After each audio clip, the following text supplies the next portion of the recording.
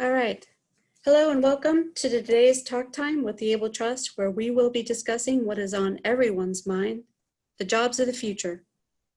My name is Guinevere Crum, and I am Senior Vice President at the Able Trust and your host today. As a reminder, this discussion is being recorded and will be posted to the Able Trust website next week.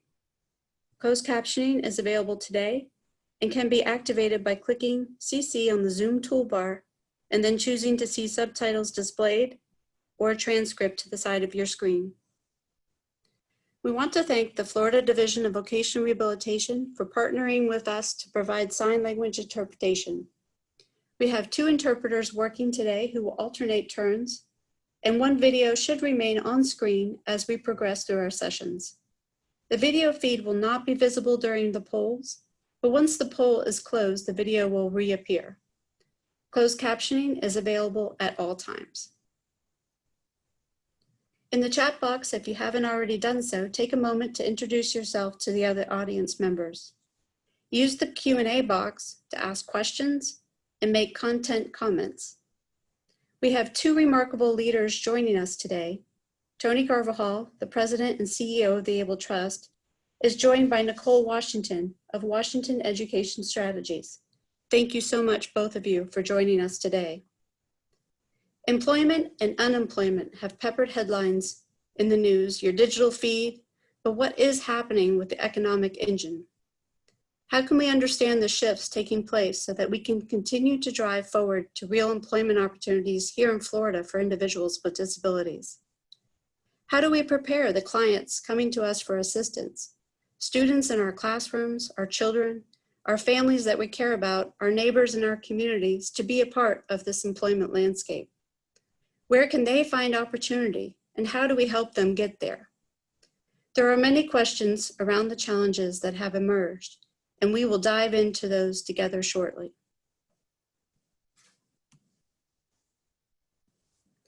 Today's event is brought to you by the Able Trust. The Able Trust is dedicated to creating employment opportunities for Floridians with disabilities and advancing the mission of the Florida Division of Vocational Rehabilitation. Since created by the Florida Legislature in 1990, we have partnered with thousands of organizations, businesses, and individuals to create a stronger and more diverse and inclusive workforce.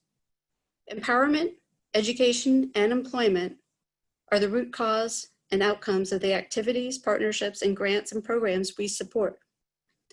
The Able Trust has provided over $42 million in direct grants over the years, and this has been made possible by the generosity of the state of Florida, other foundations, community leaders, and individuals that have decided to invest in the future by supporting career development and employment placement for individuals with disabilities. To find out more about how you can make such an investment and connect with all of our programming and resources, we invite you to join us online at www.abletrust.org and on Twitter at AbleTrust, Facebook at The Able Trust, and LinkedIn at the-AbleTrust-. Contact us at info@abletrust.org. We would like to hear from you. Today, we invite you to tweet about this discussion to us at our hashtag there, @AbleTrust, in real time during the conversation, and with the hashtag #IamAble, hashtag Future of VR, and hashtag TalkTime. We look forward to connecting with all of you. And before we kick off today's conversation with today's panelists, I'm going to launch a poll, and we would like all of you to join in to find out just who all is here today. I know we have a great crowd registered, so let's find out how many businesses, VR folks, community providers, funders, and interested folks are here. So I am going to launch a poll. I invite everyone that has joined us to tell me, make a choice here, which group you represent. So who all has joined us today? Are you a business? Are you with vocational rehabilitation? A community service provider? A funder? Or are you just part of the interested crowd? We'll Give it just about another 10 seconds here for some votes. So make yourself heard. We have a great big group today.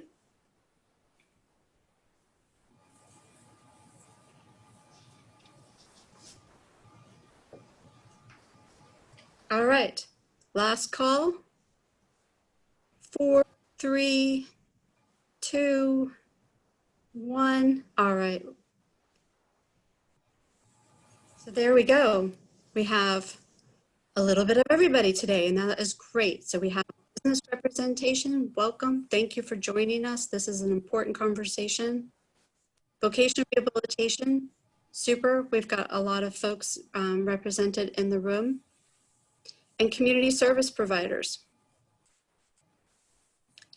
And funder of public and private dollars, welcome. We're very glad you're part of this conversation. And for the crowd that is interested, we're very glad you're here. All right, so welcome again to everybody. We all have different roles in this field, but we are united with common interest, and that is why we have all gathered here to do this together. All right, we have one more poll before I hand it over to Tony and Nicole to get the discussion started. And in this poll, I want you to think about the future of work and just how much opportunity you envision there might be. So let me pull up that poll about our opportunities. All right, one more voting time, everyone. In the future of work, do you currently think there are more opportunities, less opportunities, or do you think everything's going to stay just about the same? So vote now for your choices. When you think about the future of work, how much more or less opportunity do you think is going to occur? All right. For people that would like to vote. Votes trickling in. Now's your last time. Okay, we're going to do 4, 3, 2, 1. All right. Now, share those results. So you all are really forward thinkers. We have 49. Optimistic crowd here, Guinevere. It is. It is. So we really appreciate that. And for those of you that indicated that you weren't sure, we hope you find in today's discussion some fields and angles that you might be able to put a hook in and find a way to carve out some more opportunity. And again, for those of you that think things are going to stay about the same, I challenge you to maybe leave behind some of those thoughts, and what are you willing to let go and what are you willing to jump on board with? So let me stop the sharing. All right. So now we know where our audience stands. It is time for me to hand over the reins to our president and CEO here at the Able Trust, Tony Carvajal. Tony has an extensive background of public service in the state of Florida and deep knowledge of Florida's business community. He has long been a champion of creating employment opportunities for all and is a real leader for connecting people and organizations together to create meaningful change. So without further ado, let's get started. Mr. Carvajal, you have the floor. Guinevere, thank you so much for doing this. I'm going to make sure that my screen starts advancing here because it's currently stuck, of course, right? So looks like, well, thank you all for joining us here today. I think that this is going to be an interesting conversation for those of you who are maybe a little less optimistic. I guess I understand that given the environment that we're in, but I'm going to share some information that maybe reinforces a little bit of your greatest concerns. But I'm really also thinking that by the end of this call, if everything goes well, you'll be optimistic about what the realities are tomorrow. The objective today is to discuss the future of work. And it's not just about the COVID-19 situation. It really is a longer term look at this. And really happy to be joined by Nicole Washington. Guinevere, you mentioned a few things about the Able Trust, and the diversity of the crowd here does not surprise me. It's great to have some of our grantees here and others that are engaged in community representation. It is fantastic to have folks from Florida Division of Vocational Rehabs here. As you know, we are a direct support organization to them, and looking forward to hearing their comments as we go through the day. There are business leaders here, and that's great because those of you who are engaged as business leaders probably want to know a little bit more about our business leadership and exchange network that we'll be launching as we go forward. And there's not a lot of time to talk about it today, but some of you are funders and some of you work with funders locally, and you're probably interested in the fact that we serve as the community foundation for the disability community as well. So lots of opportunities to plug in after this session. What we're going to be talking about today is the situation of work today and tomorrow, and what's driving the change of the jobs of today, but also what's driving the change and the needs of tomorrow. The way we're going to present this is first I'll give an overview of our current situation. I want each of you to have an open mind as we go through that. Some of this might sound a little less optimistic than you'd like to hear at the moment. But as I mentioned at the start, I'm an optimist. I'm a realistic optimist in that process. And I just want to know where the facts are today so that we can understand the trends and the patterns that we have to position to. At the end of the session, I also want to point out that we've asked a few of you to provide your reflections. For those of you who are not going to be able to call, I want you to know that there are lots of ways that you can continue the conversation, not only on social media with the hashtags that are listed at the bottom of the screen there, but send us a note. You can continue this conversation directly with us in any number of ways, and we want to hear from you because we want to know what's next for the world. A few caveats before we kick off the program. There are many of you also that are joining us from outside of Florida. And some of the conversation will be Florida focused, but the point here is that there are some trends that are influencing not just Florida and not just businesses in the United States. There are global trends that are impacting the future of work. And I want you to be thinking about how that's going to benefit the folks that we work with day in and day out. Two other caveats.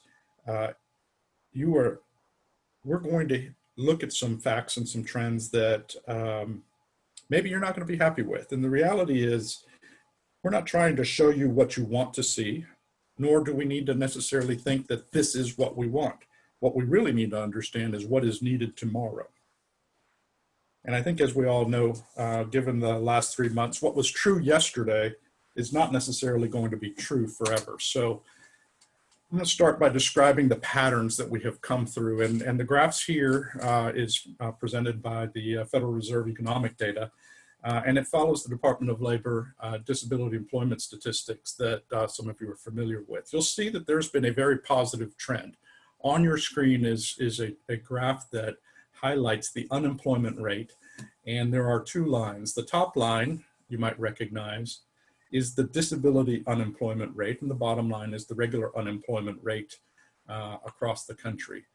The patterns are showing the same direction. The spikes and the width of those gaps might be a little different, but we have seen a pattern where employment for all populations, including populations with disabilities, has been improving over time until this very large spike at the very end. So I'm going to talk for a moment about February. If we can think that far back, unemployment across the country in February, actually in Florida, was 2.8%. And unemployment for persons with disabilities was 7.8% at that time. So it wasn't exactly par, but things had been improving. But the spikiness in the line at the very top talks about that there are some issues that we still need to address with the populations that we are serving. And the gap between those two lines is the bigger challenge that we have to continue to address. Also want to highlight something that's not on this graph, and that is the employment rate. So the participation rates of populations are also very different. We have been consistently maintaining a labor force participation of persons with disability at about a 34% rate. It's gone up or down a little, but it stays about 1/3 of the population with disabilities that is interested and capable of working are working. That's probably something that if we're going to do our jobs better, that we're going to have to find ways of addressing over time. The trend of both of these curves are highlighting that there were some opportunities until this very, very large spike at the very end. So when you look at the April numbers, what you find is the unemployment rate across the country is 12.8%. But the unemployment rate for persons with disability is still higher than that, at 18.9%. I'll mention, by the way, that Florida's unemployment rate data comes out tomorrow, and we can continue the conversation after those numbers are posted. But I think we know what the challenge is, and the challenge is to find meaningful and sustainable employment for all individuals so that everybody can be considering and living up to their maximum potential. This big spike represents something close to 44 million people that have filed for unemployment since really the start of this COVID crisis. That means that 1 in 6 workers across the country have lost their job over the last few weeks. We know what's driving these changes. There are really 2 pandemics at play. The chart on the left is the Florida Department of Health's COVID-19 dashboard.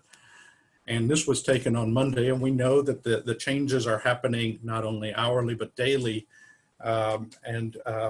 It's not gonna go away very quickly.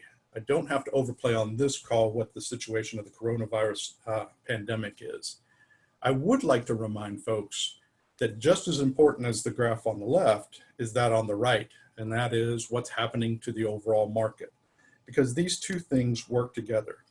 Both are impacting the economy and exposing what is a challenge for businesses and individuals.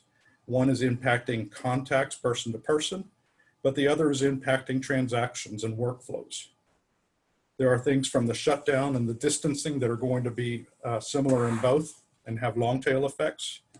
There are ways that we're describing and accessing our reserves and our resources and redefining sustainability. Terms like essential and available mean completely different things than they did maybe just a few weeks ago. But what's important to know is that almost every job, almost every setting, almost every home is in a different place today than they were in February. As we think about what the future of work looks like, the question is, what's going to return? In addition to that, what's going to return and how close is it going to look to the last format that we had? Nobody's going to be surprised that, as usual, Florida's story is the global story. What's on the screen right now is the Department of Economic Opportunity's COVID-19 dashboard that tracks how many people have filed unemployment claims.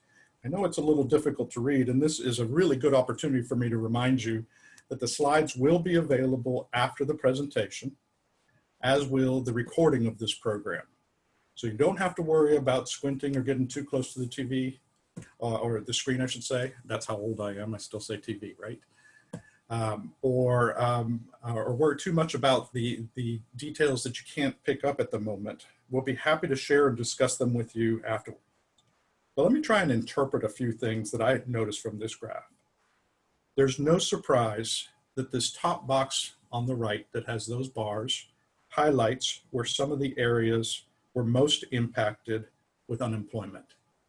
And they coincide with those places that had shutdowns as well as more population. The names at the top of the list are Miami-Dade and Broward and Orange and Palm Beach and Hillsborough and Pinellas. But we all know that every county has been impacted in the state. And as we go across the country, you can see the same story over and over. I want to focus for a moment on the chart that's on the bottom left. And I'll go ahead and enlarge that so that you can see it a little bit better. What it represents is the initial claimants by industry when we know the details that have filed for unemployment. And you're going to notice what you already know, that accommodations and food services are really near the top of the industries that have lost jobs. But so is administrative support and waste management, as well as retail. And as I mentioned, almost every industry has been impacted in one way or another. Much of this chart represents the changes that have happened over the last 3 to 4 months. But I want to highlight that that's only a spot in time, and there's much more to the story. When you look at the reports that come out each month that represent the year-over-year changes, the pattern, while similar, represents even a larger challenge across all the industries. Let me give you an example. Leisure and hospitality, up here represented by accommodations and food services, for example, over the last year has lost 500,000 jobs. You'll notice that only half of those have occurred since the COVID-19 crisis. 41% of the folks in leisure and hospitality that were working last year at this time are no longer working. 10% of the folks that were working in retail have lost their jobs. That's 115,000 jobs over the last year. Administration and waste services has lost 14.5% of their jobs. That's 99,000 jobs over the last year. Manufacturing has seen a drop of 6.5%. That's about 25,000 jobs. Even healthcare and social assistance lost 6% of their jobs. That's about 73,000 jobs. Why do I highlight these? Because you'll recognize these as many industries that the populations we work with are often engaged in. But I also want to point out that the trend that you're seeing on the screen is not just something from the last 3 to 4 months. This has been an ongoing item. What the chart on the screen does represent are the shocks that have occurred, the shutdowns, the changes in the transactions, the supply chains that have been disrupted, the reserves in the both businesses and homes that have been impacted, and the changing in demands as well as the needs for employees over the last few months. The chart on the screen also represents the models that are melting. Look, there's still a lot of things that are essential, and I would argue that every job and every need that we had before is still probably essential. But the axis is different. The way we engage with folks, whether that is a shift to virtual, whether we're picking up or having more things delivered, and how and what we believe about the world of work has changed. And yes, we've learned after all that things are fungible, that there is an interchangeability between things. Do we really need face-to-face interactions? How many of us have started questioning whether their offices and stores are exactly the way that we need to continue to engage with the world that we need to engage with? What will we revert to? These have some consequences, for example, in terms of the economy. Florida's billion-dollar economy has a lot of different processes, impacts, and people engaged in them. On the screen, what you'll see is 2 bar graphs. On the left, you'll see how the distribution of our billion-dollar economy is distributed. Some of you may not be surprised that real estate and land and those transactions that are related to it are a big part of our driving economy, and healthcare at the top, as well as professional services and retail. So our $1 billion is distributed by that on the left. But that distribution is not as pretty on the right-hand side. What you see on the right-hand side of your screen is the number of employees that fulfill those industries. So the value of an industry is not necessarily equally equated to the number of folks that are employed. The world of work as it changes is going to impact not only the number of people that are involved and how we transact and the processes that we undertake, but there's a big question about the overall economy. Over the last decade, I had an opportunity to work with the Florida Chamber Foundation, and one of the most difficult pills that folks had to swallow at times was when I pointed out that the chart on the left is much more resilient than the chart on the right. What I mean by that is that the world of work will continue to find a way to keep driving the economy and the gross domestic product and the value proposition. but it will also find ways to keep the right side of that screen a little spiky.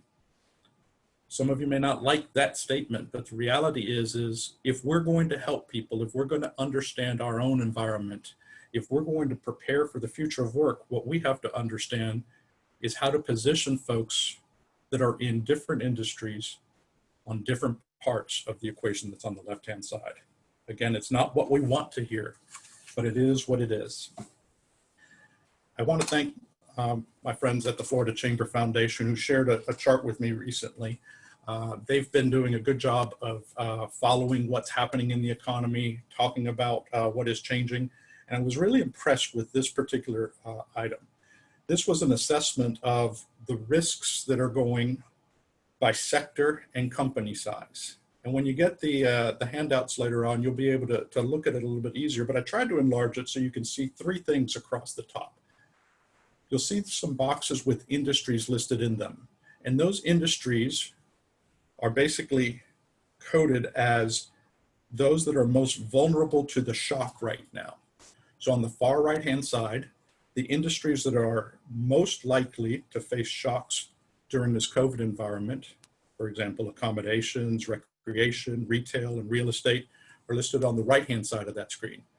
And those that are a little more resilient, those that are likely not to be vulnerable to the shocks that we're facing are on the left-hand side, healthcare and management, agriculture and professional services. If you look at the trends, you'll see a few interesting things. The bars on the right represent about a third of our economy. And by the way, the bars on the left represent about a third of our economy. The bars on the right represent about a third of the jobs in Florida, and the bars on the left represent about a third of the jobs in Florida.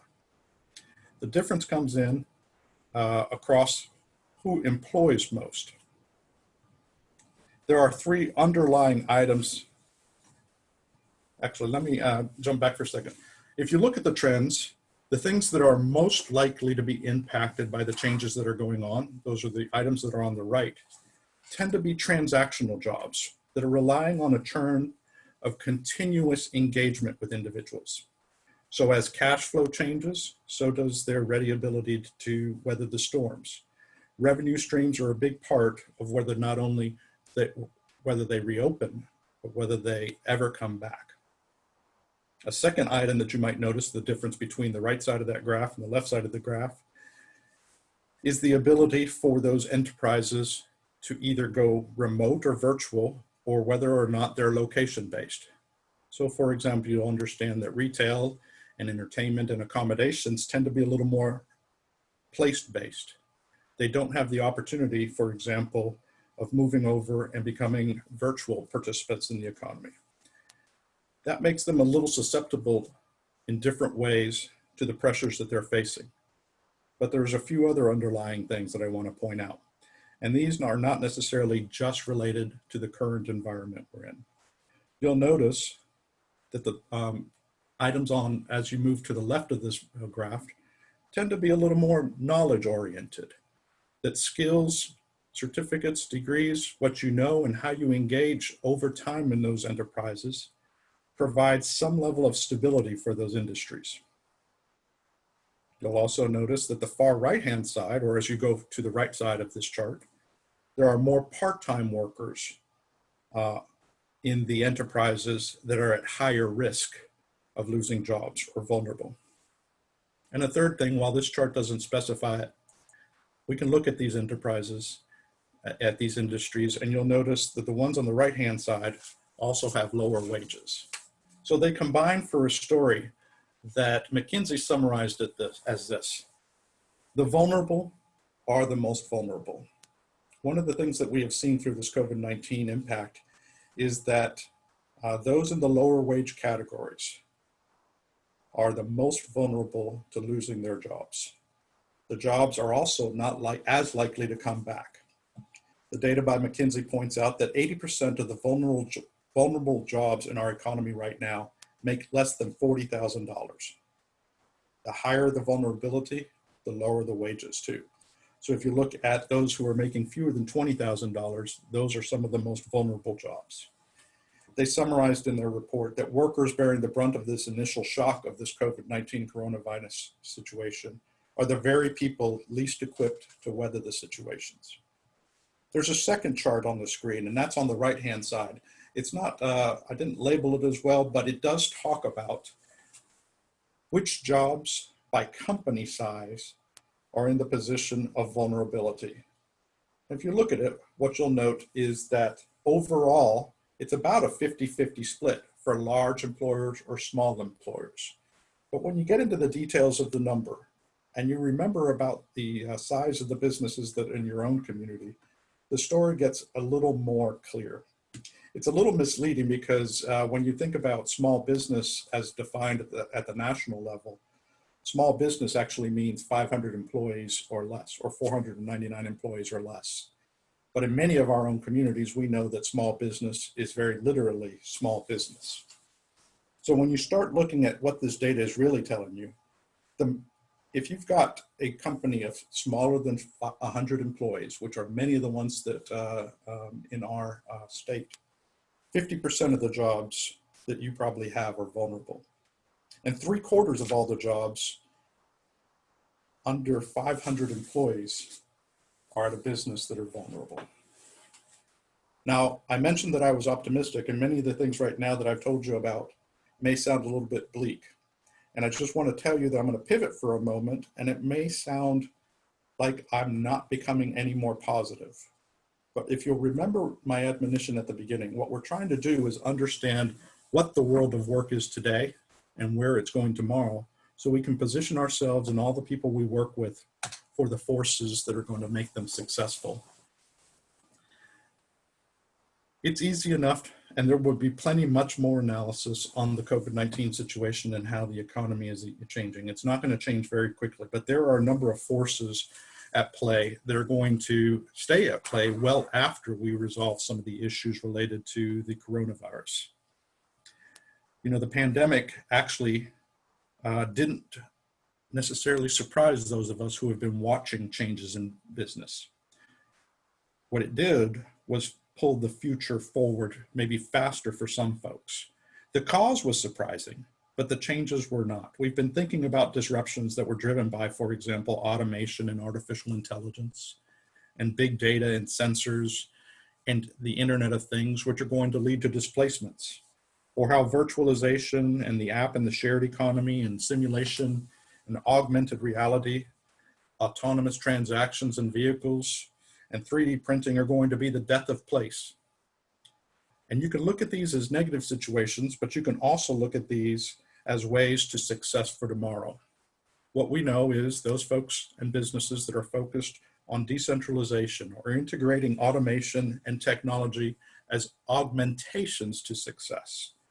Those that are interpreting business more fluidly and thinking about skills and gigs in a completely different way and are ready for adaptation are likely to be successful. There's lots of stories that talk about how the world of work is already changed. The chart on the left represents a number of different industries and how parts of jobs, at least, can be displaced with technology that already exists.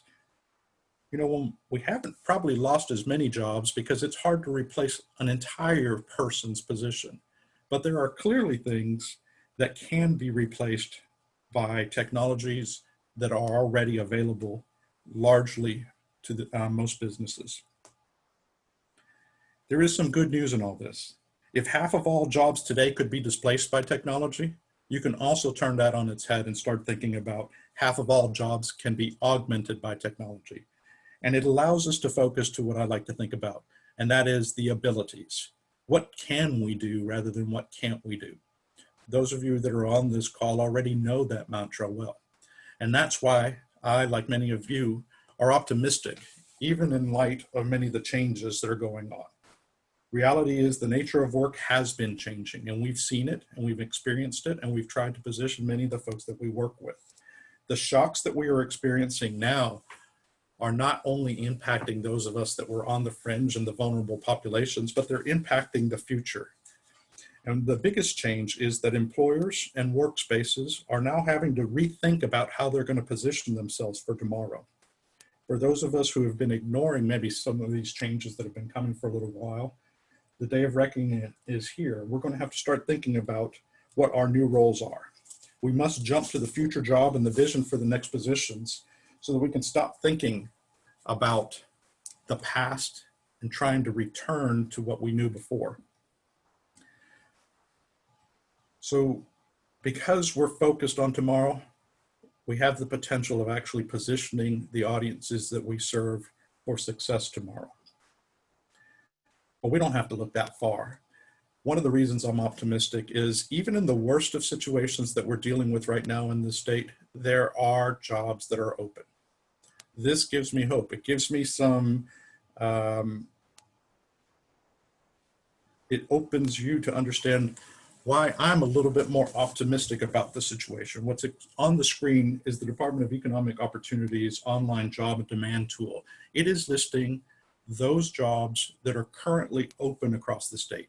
Now, admittedly, it's only using the information from online ads, but I want to highlight a few things. There are jobs even in the shutdown communities. If you look at the left side of the screen, the top 15 cities with the most online ads open today, you'll recognize those as many of the cities that I highlighted as also most impacted by the shutdowns: Tampa, Miami, Jacksonville, Orlando, Fort Lauderdale, St. Pete. If you look to the right-hand side of the screen, you're going to see the jobs that are advertised, some of which were also in the most impacted. The discontinuity between this idea of how these places and these jobs can still be looking for jobs for folks when at the same time we've been releasing them has to do with what underlies each of them. And that's the skills that revolve around them. We know that skills pay the bills. There are things that people are looking for and that have to be adapted to in every environment. This is now. What you see on the screen is still from the Florida Online Job and Demand Tool, and you're going to notice that there are a lot of things that people are looking for. And if we can find ways to position the folks that we work with to understand what these opportunities are, there's potential for hiring today.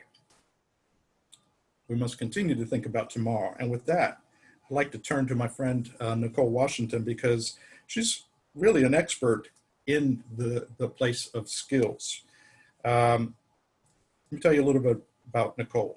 She's a state and national thought leader in the education and the talent pipeline development. One thing that I'll mention, because it opens the door for a little bit more of the conversation, is that she was in 2018 the Graham Center Young Floridian of the Year. Well deserved. And one of the reasons I like to mention that is because her youth belies how important she has been to the development of strategies for real education and talent reform. I mean, when you look at her, you might not recognize that she was budget director for education in the governor's Office of Planning and Budget, or that she was with the Governmental Affairs Division of the State University System Board of Governors, or that she sat on the Higher Education Coordinating Council or the Constitutional Revision Commission and focused on education. You might not immediately be able to tell that she's a trustee at Florida A&M University or Miami-Dade College. I'm lucky enough to call her a friend, and hopefully after she shares some of her slides on the skills and situations that we have, we'll be able to understand what the possibilities of tomorrow are. Nicole, I'm going to turn the screen over to you, and I think, Guinevere, you're going to share a poll if I'm not mistaken. Is that right? Yes. Good afternoon, and thank you, Tony, for that amazing introduction. Guinevere, if you wouldn't mind opening up the first poll question while I switch my screen.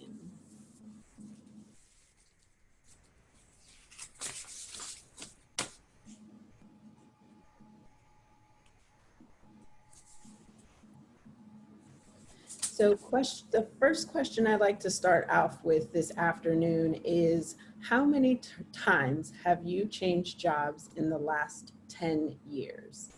None, 1 to 2 times, 3 to 5 times, or more than 5?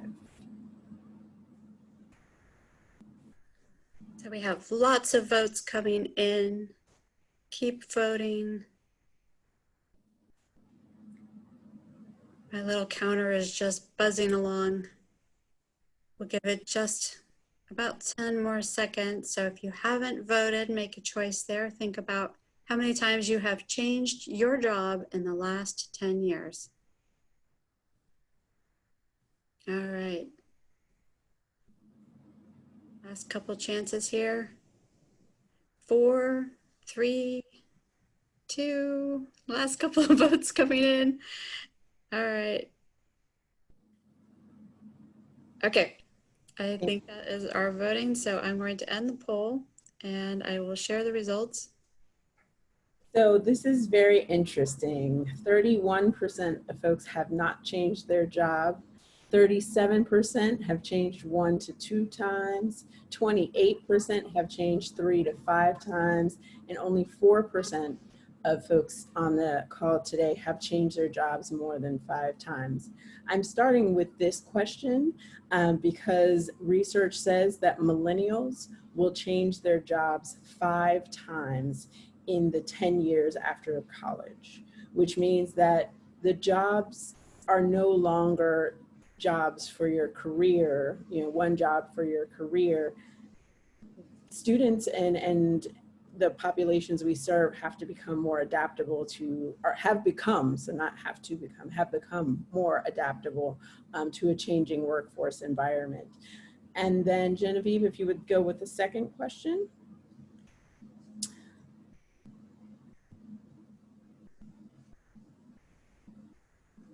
The section question is, do you have a college degree? And it's a yes or no question.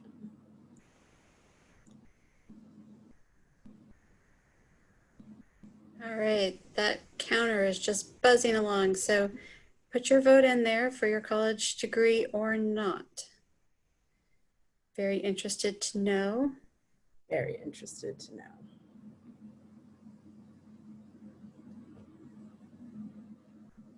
All right, last couple of votes coming in. You haven't done so yet. Awesome, it's like a game show, but there's no wrong. It is. My little counter all of a sudden starts really going. Okay, 4, 3, 2. All right, final votes. Okay, I'm ending it. Oh, we got one more in there. Okay. Thank And I'm you. going to share it. So 89% of you have a college degree and 11% do not. So I will tell you that that is an overrepresentation of Florida. About half of Floridians have a degree or a high quality credential, which to date we know is the best indicator of economic mobility and prosperity. And to add to that, after the last recession, the 10 years after the last recession, 99% of jobs created went to individuals with some college. So when thinking about the jobs of the future, I'm going to continue to use these words, adaptability and resiliency, because they are the 2 key factors that our talent needs to be competitive in society. And full disclaimer here, I am not an expert on individuals with disabilities. So I do look forward to your feedback from you, the experts, and how we can work together to make sure that all Floridians are ready for the jobs of today and tomorrow. So Tony gave a fantastic overview of the economic landscape, and I really appreciate him ending on a positive note because I think there is a lot of opportunity. And my approach in today's call is to approach jobs from a talent or a people perspective. I'm going to talk to you about how we can prepare our talent, our people, the populations you serve for the jobs of the future. And FYI, the future is now. So how do we prepare adaptable, resilient Floridians? Governor DeSantis has set a vision for Florida to become #1 in talent. And in his executive order last year, he stated that Florida's economy will need a skilled labor force for opportunities in health sciences, education, transportation, trade utilities, and computing, as well as jobs that require an industry certification or license. Enhancing Florida's workforce education will provide more economic opportunities for our graduates and support further diversification of Florida's economy. And that is absolutely true today as well as it was a year ago when this charge was created. And today, Florida is around the middle of the pack. We're in about number 20 for the percent of Floridians that have an individual degree or high quality credential, which is measured every year by Lumina Foundation, which I'll talk a little bit about later. So we're in a national and global race for talent. My friend over at the Florida Chamber, Mark Wilson, often says that talent is replacing, is the new tax incentive, because increasingly employers are looking at the talent in populations when thinking about moving, relocating, or investing in neighborhoods and communities across the country. Even prior to COVID, about 2/3 of jobs required what I'm calling high school plus, and that includes technical training for middle and high wage jobs. And as I mentioned, more than 90% of the jobs recovered in the decade after the Great Recession went to college educated individuals.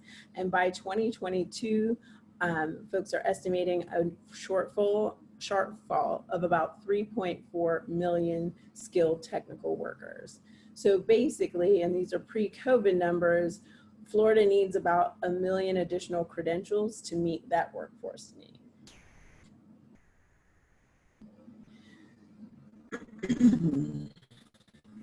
So how do we measure talent? And this is a word that is a little bit wonky, but it's called educational attainment. And so when businesses, again, look to relocate into communities or into regions or even states, they oftentimes look at the population, the working age population, and determine what percentage of them have a high quality degree or certificate.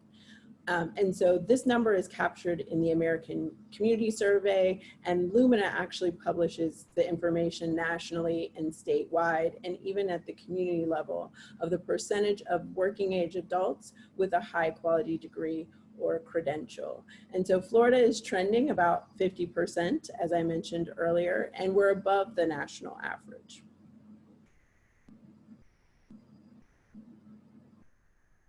And I should note also that, as Tony mentioned, of this working age population, we have about 1.2 million people with a disability.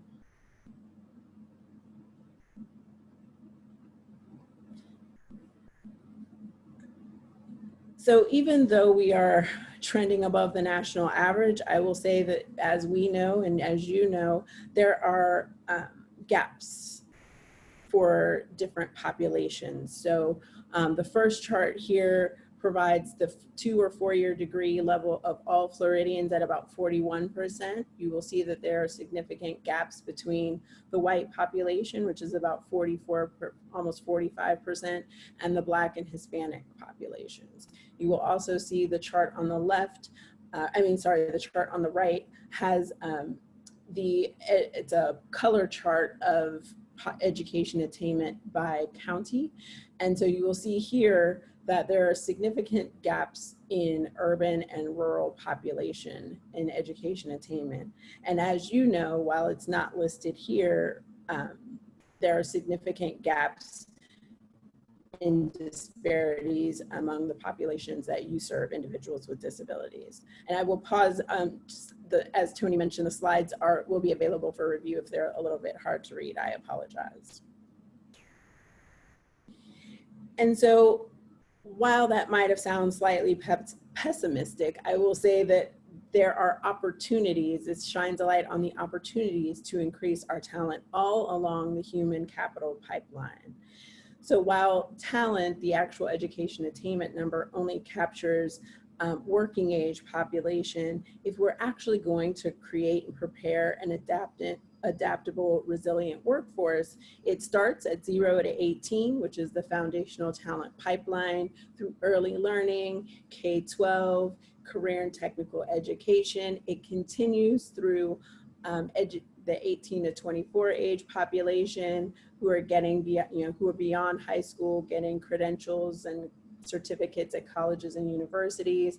It continues even in the 25 to 64 population who are working, who may need on-the-job training or skills, retooling and reskilling. A Lumina survey last year found that 58% of workers say the skills that they need for their jobs have changed significantly over the last 5 years. So this incumbent worker population is critically important in our talent pipeline. And then additionally, the 65 plus population, which serve as mentors as they continue working throughout their careers.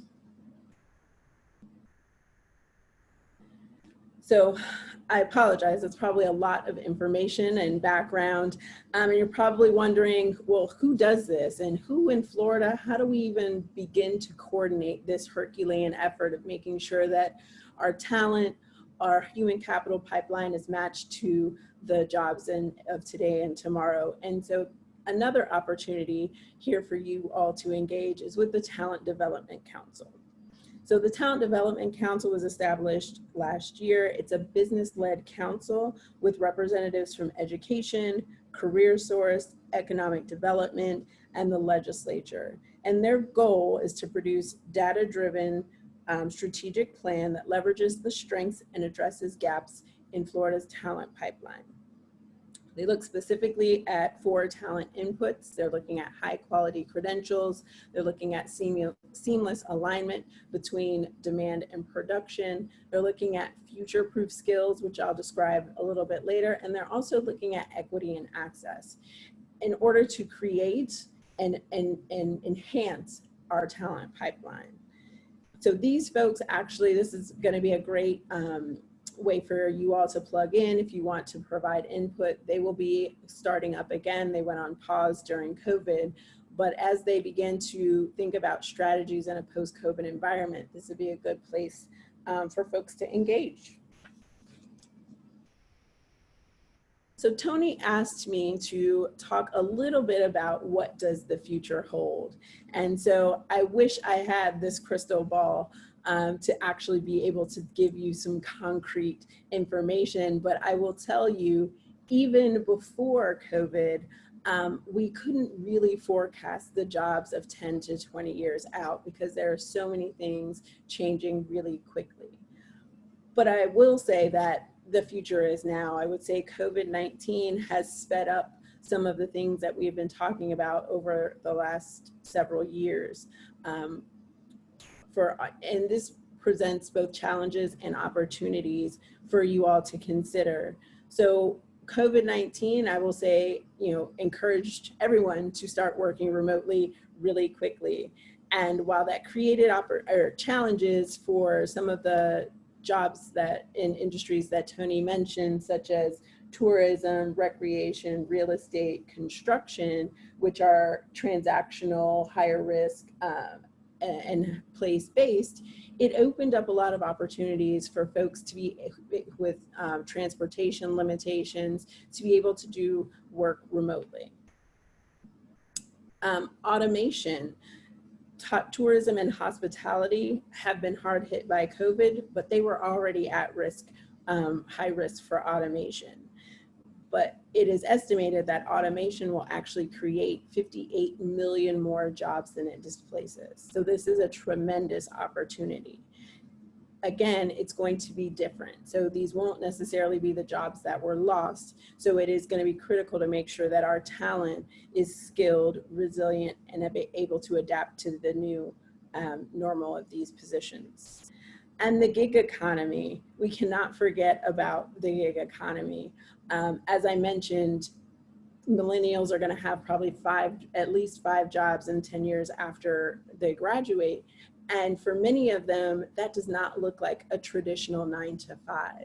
Many of them, including myself, will be giggers, which means that instead of having one place of business where I serve as a FTE, my job is actually split between, my business is split at 3 different companies hire me out as a third to be able to perform separate duties. And so that creates opportunities as well, because you will be able to, and some of the populations you serve will be able to perform more specific duties attached to deliverables rather than necessarily being bound to one organization. So I believe, and I am really optimistic, that these emerging technologies and policies can be leveraged towards a shared prosperity. And while we don't know what the future holds as far as jobs, we do have a really good sense of the foundational skills and training that our talent will need to be competitive in the myriad of roles that they perform. So the chart here describes disruption factors, and we've talked about them: automation, globalization of markets, innovations, technological revolution, as well as workplace generation shifts. The foundational skills, and there have been several folks that have been doing research on what are the skills and abilities that folks need regardless of what career path they choose. And so what you see in the columns here are some of those skills that focus on workplace skills, effective relationships, and the ability to apply knowledge. So communication and problem solving are going to be critical skills regardless of if you are in construction or if you are in healthcare, as well as adaptive thinking, teamwork, the ability to work in teams even virtually given the remote world that we're in right now, as well as applied academic skills and technology use. All of these things are going to be critical to ensuring that the folks that we serve and that our populations are able to perform and be able to adapt to a constantly evolving and changing workforce. And the good news is that these skills can be taught in a myriad of delivery models. So while you do learn them in K-12 and higher education, you can also learn them through competency-based models or on-the-job training or apprenticeships or on-demand training.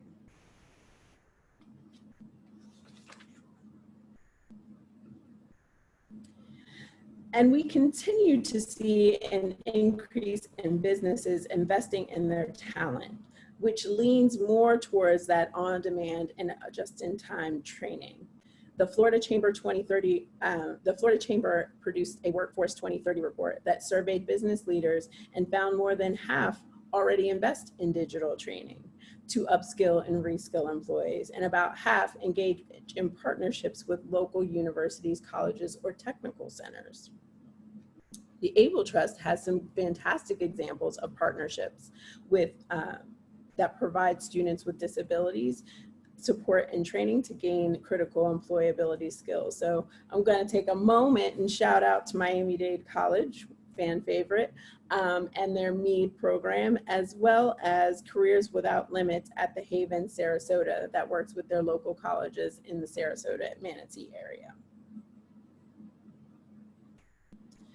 So what does the future hold? Again, I will reiterate that the future is now. And what we are striving for is a more connected working and learning ecosystem, a system that provides just-in-time training.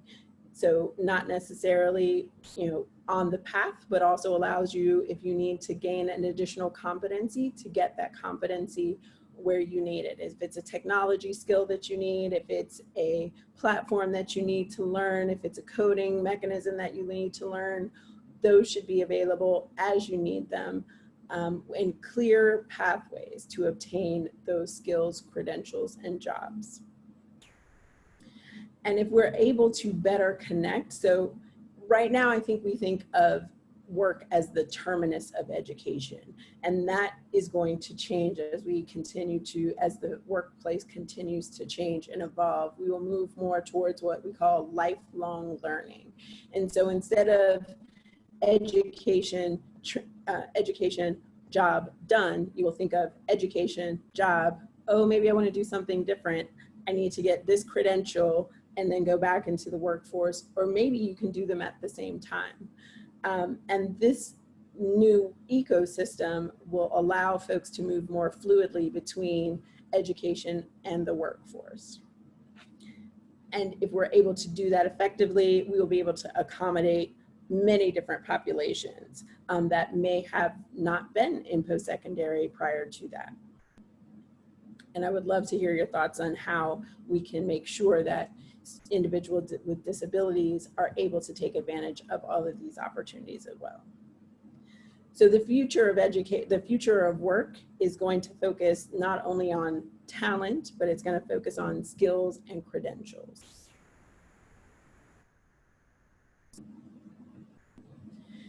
And so as I begin to close, I want to make sure that you guys have some resources on the future of jobs. So here are several Florida studies that have been done in the last several years talking about including the Florida Chamber Jobs 2030 report.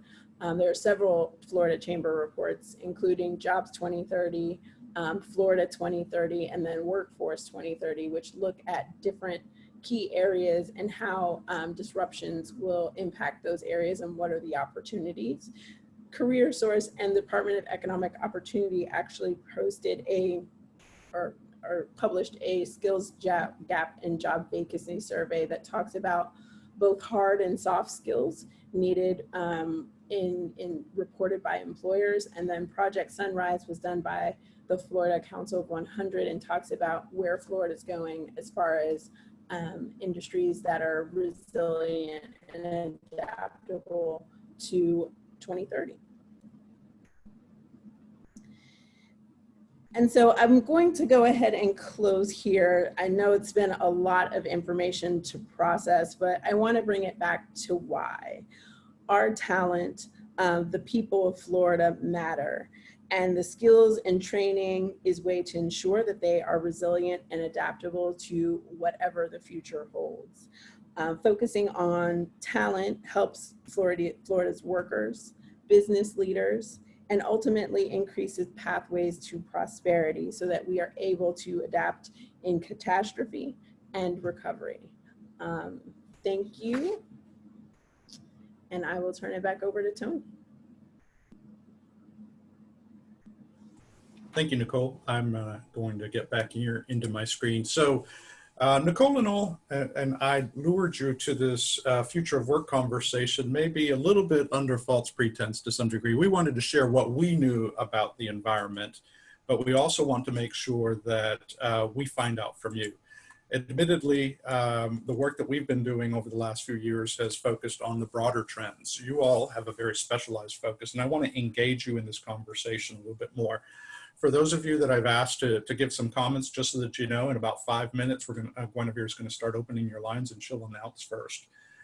But for anybody else who hasn't been engaged in this conversation, I want to give you 2 ways to continue this with us. Not only the social media tools up here, but here's a planning tool that I want to discuss. And I want to share because it's very possible that what we have discussed up to now hasn't resolved questions for you. So here's a tool that I'm going to share today, and I'm hoping that you'll share your responses with.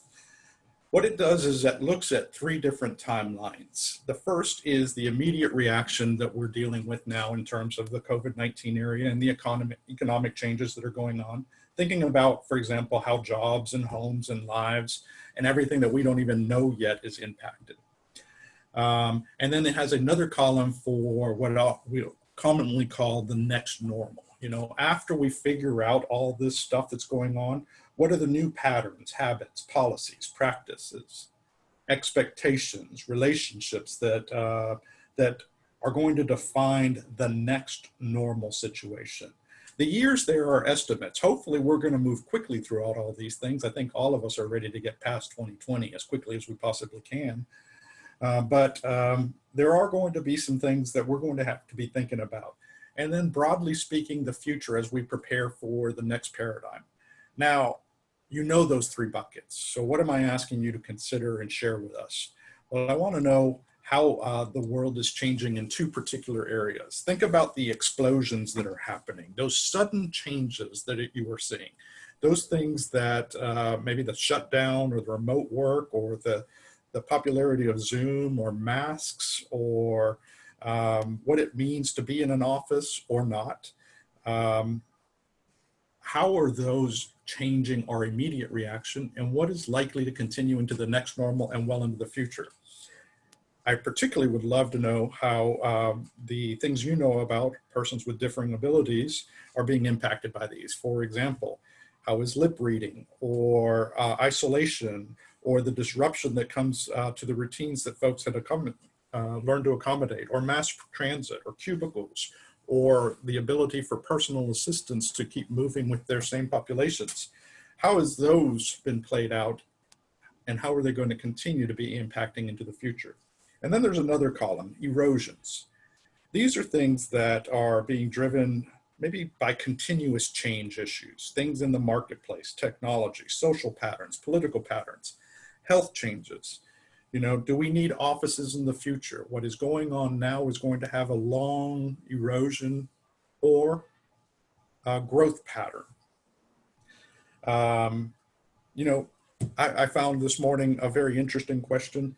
Do we need to continue to wear dress-up pants and shoes if we're going to do everything by Zoom as we go forward? Those are just some of the things that are starting to erode and change if we continue in this world of work as we know it. Now, before I leave these two and add a few more things to this graph, I just really want to emphasize the things that we're considering today do not necessarily have to be permanent, but I would love you to share your insights of how these things might continue into the future. They also don't have to be negative. There's a lot of positive things that are happening, how jobs are shifting from one location to another. For example, while retail is changing, fulfillment jobs are opening. While healthcare is opening up through releasing some jobs in a face-to-face, telehealth is opening up and creating new opportunities. So think about ways that positive things are also occurring. These two things are largely driven by the suddenness, but there are things that are also persistent in nature, things that are resilient and are going to be entrenched. Think about things that are driven by demands or needs or wants that individuals have. You don't have to look too far. For example, I think one of the interesting trends that I'm seeing is that somehow we've managed to continue happy hours. We just do them virtually and on our own. So those are some things that are going to remain resilient as we go forward. Think about how workforce hours or gig jobs or the ability to put children in childcare or the need for those things are going to impact us over time. And then also think about what is emerging. What are the new ways that, first, either that are brand new things that are coming out into our environment, or what are new ways that we are implementing old ideas? I found this last week two very interesting articles. One about Florida Blue here in Florida, hiring folks that are teacher-like, not necessarily to replace the education system, but to supplement the work of their employees around the state. So that those of us who are trying to teach our kids fifth grade math and don't understand it at all can have somebody to lean on. That's what one employer is doing. Or there's another article that I read about interoperable learning records, where companies are going to share what employees at one company has learned so they can transfer between those. Walmart, IBM, Salesforce, and Workday are working together on these items. I'm going to leave this chart up, and we're going to share this after this, because what we'd like you to do is share what you think are the trends and your projections under any of these areas. We'd love to hear from you, because we're going to be building a report and some insights on these items. Now, Nicole and I admittedly don't do what you do day in and day out, so we wanted to loop a few folks into this conversation, and I greatly appreciate those of you who have agreed to supplement our comments.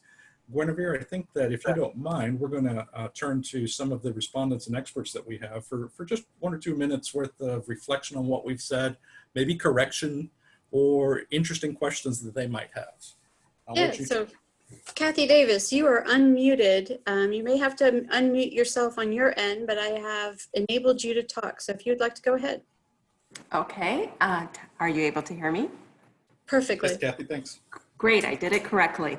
Well, Tony and Nicole, thank you so much for this presentation. What an awesome amount of information and a great conversation to have.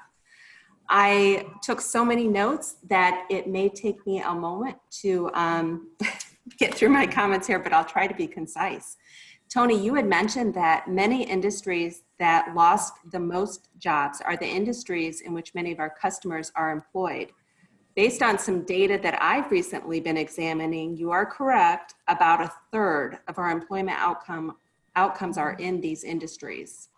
We, meaning government, education, and nonprofits, need partnerships with businesses in the low-risk industries that Tony discussed.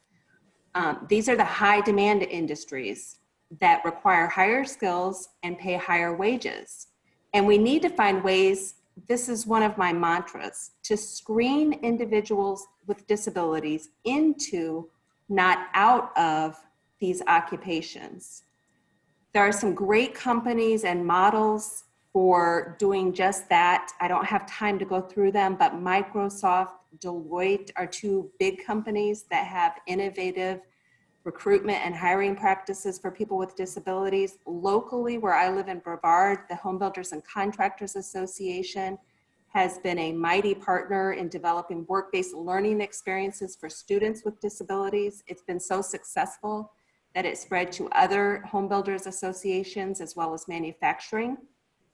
I agree with what Nicole said, that we need just-in-time education. I had actually written that down, Nicole, and then you said it yourself. This just-in-time education and training needs to screen in individuals with disabilities and not out of the education and training and opportunities. Higher education needs to be responsive to the economy and industry needs, and policies need to support higher education to be responsive. And the programs and policies of these companies and of our organizations need to, and this is another one of my mantras, prioritize inclusivity. Do not make it an afterthought. Nicole, like you, I'm a big fan of what MDC is doing, Miami-Dade College. I really support the earn and learn models, and we are looking for ways to include individuals with disabilities and specifically our customers in those opportunities. But I do think that that inclusivity piece needs to be prioritized, not an afterthought. Great comments. Yeah, there's a lot we can do there together. Guinevere, we had some, I actually wanted to hear from outside of the state too. We have Kathy on as well. Yes, Kathy West, Evansville, you are unmuted. You may have to unmute yourself, but please go ahead.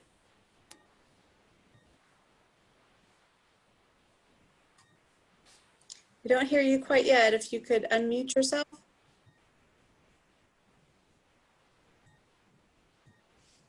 All right, we may have to get back. We'll come back to Kathy. Let me So pull some up. interesting comments there, Kathy Davis, by the way. I appreciate, hopefully you're going to continue to work with us on how to do this. And I know that we're working with community service organizations across the state to try and resolve those issues as well. So, Guinevere? So we have Heather Service is also unmuted. Go ahead, Heather. Hi, everyone. Thank you, Tony and Able Trust, for putting on this call and for inviting us to be part of such an amazing dialogue. So that's just, it's been outstanding to listen and hear. I was so excited to see that we had so many VR staff and our community rehabilitation partners on this call. So my comments are geared towards y'all. I was so encouraged to hear about the future of work and what it could mean for our customers with disabilities. And so for our VR staff here, when we're looking at this information about what it's going to take to make sure our customers have the opportunities to enter careers that will give them a career and an independence, we are going to need to really think outside of the box. We're going to have to make sure that we're fully utilizing our data and leveraging our key partnerships, especially when it comes to VR staff, our providers, and our business leaders and our business network, that this conversation is so timely. We can work together to advance the education and preparation for employment for our customers. And part of what I'm hoping you'll take away from today is not only having some resources to really fully understand how we can use the data to inform our decisions on how we work and prepare our customers moving for the future, but that you'll take that information and your passion and become those ambassadors for ability for our customers when we're out there reaching and talking to those businesses who may have not ever worked with people with a disability that they know of. So it just is encouraging to me. And we talked a lot on this call about how we need to build certain skills and credentials, but we also talked a lot about adaptability and resiliency.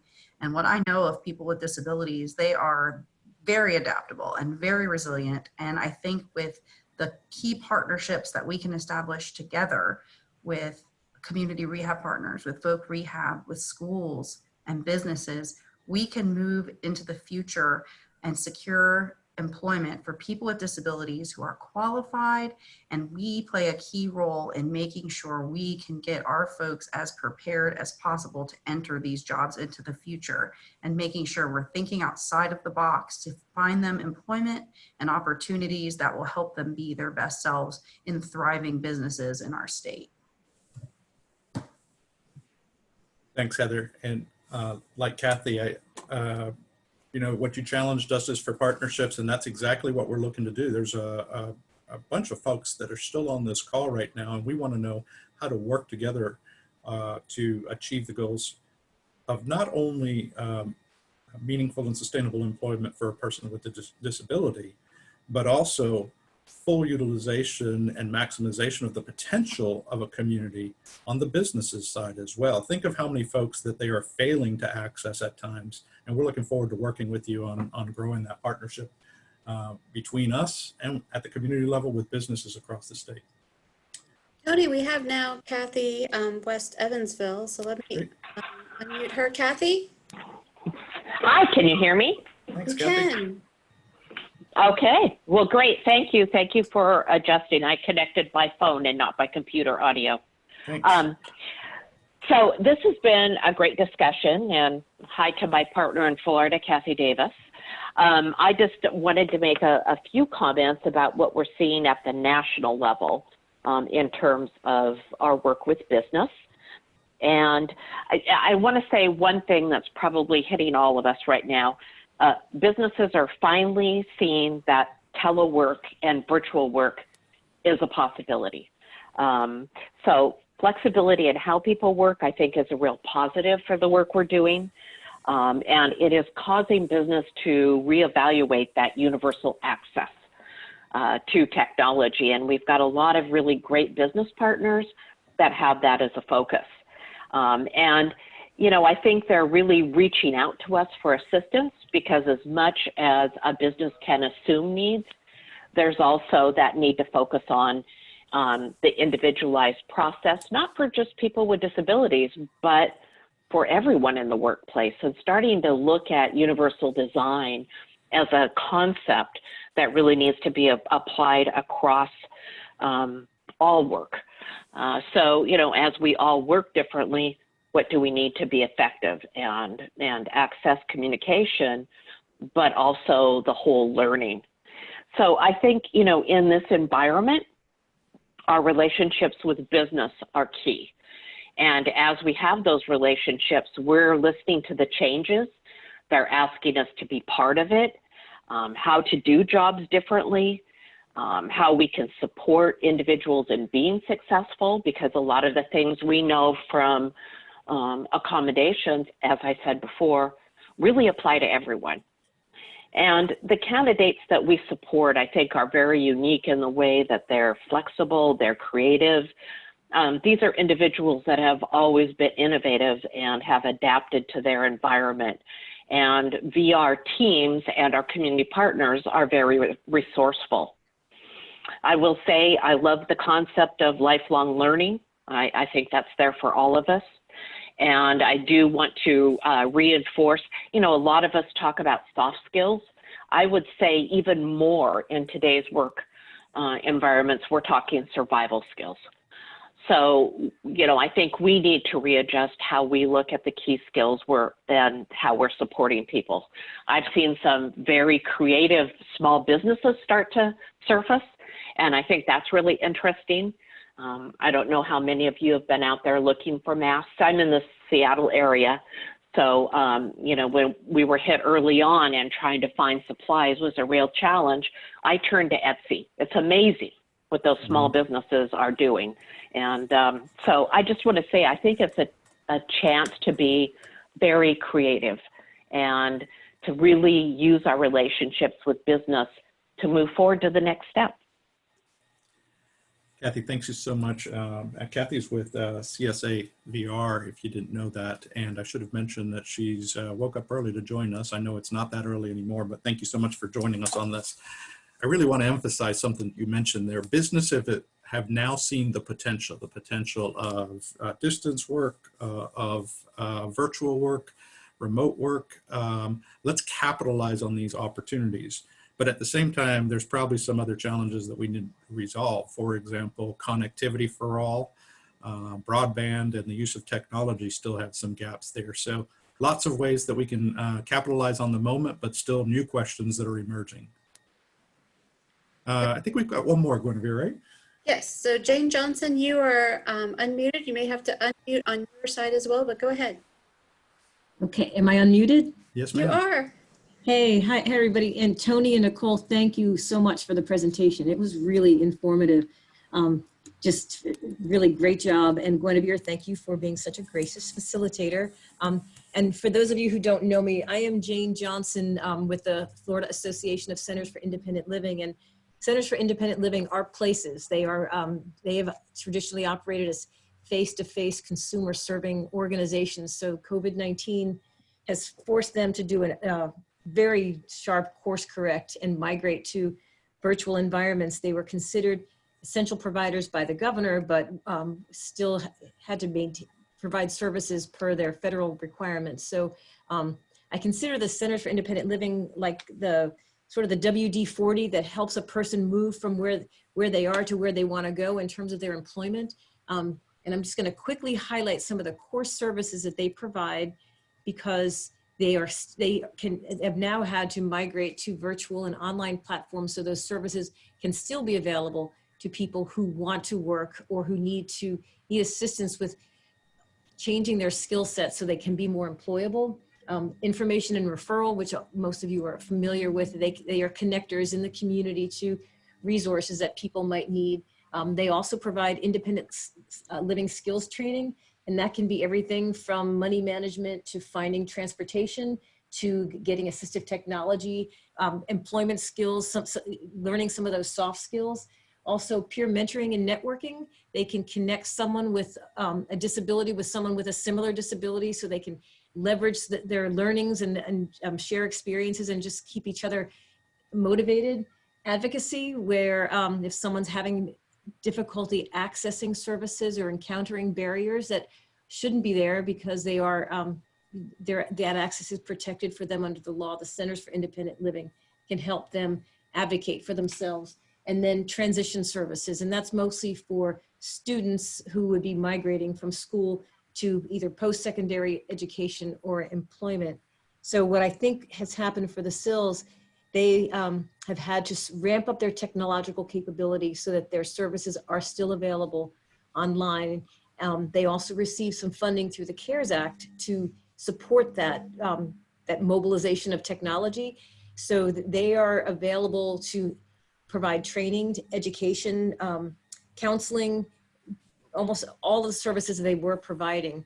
But they also have the ability to use that funding to assist people who need help finding jobs. So I want to put it out there that for those of you who are employers or who are employment training specialists, if you've got people with disabilities who have issues that need to be addressed as they try to either find new employment or maintain employment in this new world, the Centers for Independent Living can be a really important resource for you. And I was one of the people who checked the optimist box about the future, because I do think that for people with disabilities, some of the barriers that have been, what's the word that you used, entrenched. We have entrenched opportunities and entrenched barriers, but transportation has been a stubborn barrier for always, as well as personal care assistance, and then physical accessibility of spaces. A lot of that has been eliminated or mitigated because of virtual working. So I think that that's a real positive. The ability to access telehealth as a legitimate way to receive healthcare, as well as teleservices, just being able to connect with someone over the phone instead of having to go to a physical office. Telecounseling, mental health and behavioral health services are all available now virtually, which is a huge bonus for people who would normally either have to find public transportation or navigate traffic and getting in and out of offices before, as well as education. There's even tele-yoga and tele-exercise. So I think that this is all very positive for people that who have had access constraints before. So I think that the world of employment and access for people with disabilities has actually gotten larger. The learning curve, of course, is going to be tough. And so, Tony, I love that the way you broke it into 3 sort of buckets of transition. Right now, we're in that reaction and adjustment, figuring out what we need to do to get there. And the Centers for Independent Living are actively doing that now and building those technological platforms to be available for the public. So they are a public resource. The next normal is going to be how to leverage all that technology so that we can figure out how to do what we used to do face-to-face virtually. And then the future, I would say, is it's just like anyone who knows how to use Excel, you only know how to use about 10% of Excel. There's so much more to it. And same with the virtual technology. We're all using Zoom, but there's so much more to Zoom than most of us use. So I think that's where the future will lie, is figuring out how we can leverage the skills and talents that people with disabilities bring to the workforce, so that they can be workers in the gig economy, they can be entrepreneurs, they can be state employees, they can be code developers. I just think there's a host of opportunities. So again, this is not a commercial, but I'm putting it out there that the Centers for Independent Living, there are 15, they serve all 67 counties. Their services are free, but they are there to help transition and assist people as we navigate this new normal. But I do think the new normal is it will be a good time for many people with disabilities. Jane, thank you so much. I agree with you. And there are many more that we were going to include in today's conversation, but unfortunately we're running out of time. We wanted you to continue the conversation with us. Nicole, I'm going to come to you for the last thing. Any final comments that you'd add? No, I really do appreciate all of you and your thoughtful feedback. I do think, similar to Tony, that, and similar to many of the comments, this is a time we're at an inflection point. And I think that as we shift, we should really think to the opportunities and prepare ourselves for the future, which is now. And I keep saying, how do we create, we don't want to create workers. We want to create adaptable, resilient humans who are able to do whatever the task is before them and are able to succeed and excel, because that's the key to prosperity. So, I do like thinking beyond the job into, what is your future? What is the problem that you want to solve? And then how do we give you the skills, the technical training, and the education that you need to be able to arm you to solve that problem? Thanks. And as I turn it over to Guinevere, I'll let you know, those of you who have asked some questions, we'll get back to you afterwards. I appreciate those of you who asked questions in advance. I love the one that asked, are there new jobs that have been created by COVID? The answer is yes. So let me end my comments with this. Look, we've been here before. There have been difficult times and unusual times, maybe not like this necessarily, but we've been here before and we'll get through this. What we need to do, though, is keep thinking about what is tomorrow. I know that next month we're going to have some additional conversations as we come to celebrating the 30th year of the Americans with Disabilities Act, which gave people a right to access. But if I have an ongoing message is we have a responsibility to recognize the realities as well of what the opportunities are. And if we're going to position for tomorrow, we've got to think about what is possible and what is able. Thank you so much for joining us today. And Guinevere, I know you have a few final comments. Anything else that you'd say? Yes. Hold on one moment.